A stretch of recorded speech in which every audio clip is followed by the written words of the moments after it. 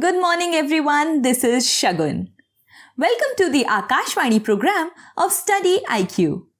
We shall start with the important news from where the questions may be asked. Russia-Ukraine. The President of Ukraine, Volodymyr Zelensky, has imposed martial law in the country. During the implementation of the law, meetings, movements and political gatherings are prohibited.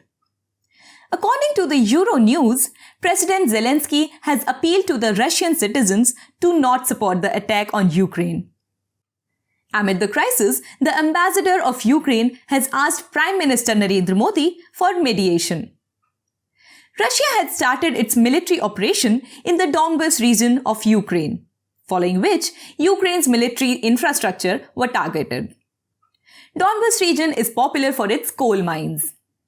Although one-third of the region is under Russia-supported separatist groups.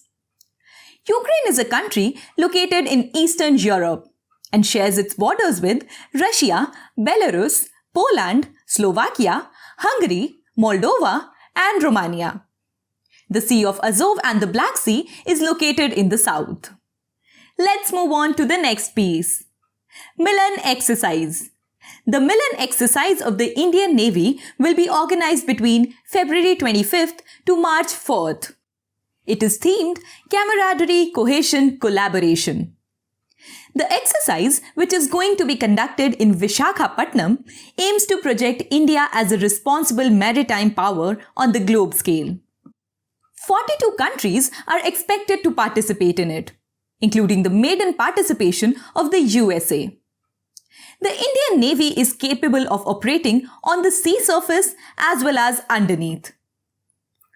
It has 3 commands: Eastern, Southern and Western. Among these, Eastern and Western commands are operational commands, whereas Southern is a training command. Let's get back to the exercise. It was started in 1995 and since then it is biennially conducted. Visakhapatnam is the headquarters of the Eastern Command, where the exercise will be held. Now kindly answer a simple question. Where is the Western Command's headquarters located? Write your answers in the comment section below. Moving on to the next news. Core banking system for post office. Post the Union Budget 2022, a seminar named Leaving No Citizen Behind was held. During this seminar, a session was conducted on anytime, anywhere banking services and interoperable services through India Post. The latest Union Budget has mentioned taking all the post offices under the purview of the core banking system. By this, citizens can ensure online reach to their accounts.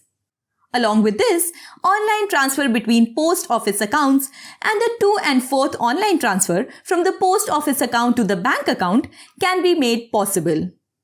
Core banking system provides 24/7 customer-centric facilities in one place. Now it's time for our next news segment. Bihar's first floating power plant.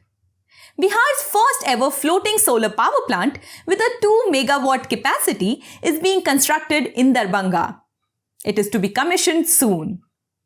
Primarily, the plant has 2 goals: produce green energy and promote fish farming.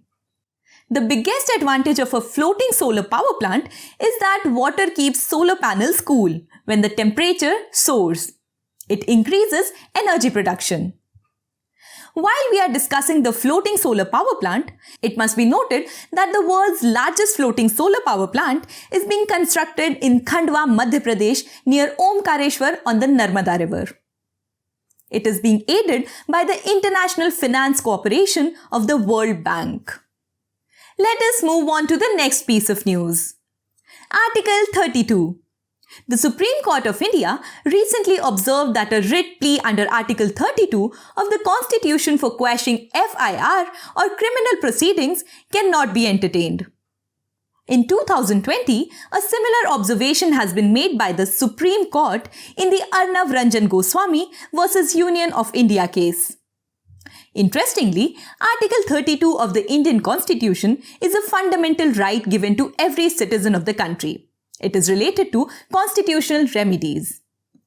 By using the remedies mentioned in this article, a person can reach out to the Supreme Court if or when she or he sees any violation of their fundamental rights mentioned in Part 3 of the Indian Constitution. The Supreme Court can issue a writ. There are 5 types of writs mentioned in the Constitution, such as habeas corpus, quo warranto, mandamus, certiorari, and prohibition. It must be noted that in a situation where fundamental rights have been violated or denied, the victim can file a petition in High Court using Article 226 and the Supreme Court using Article 32. Baba Sahib Ambedkar had called this article the soul of the Constitution.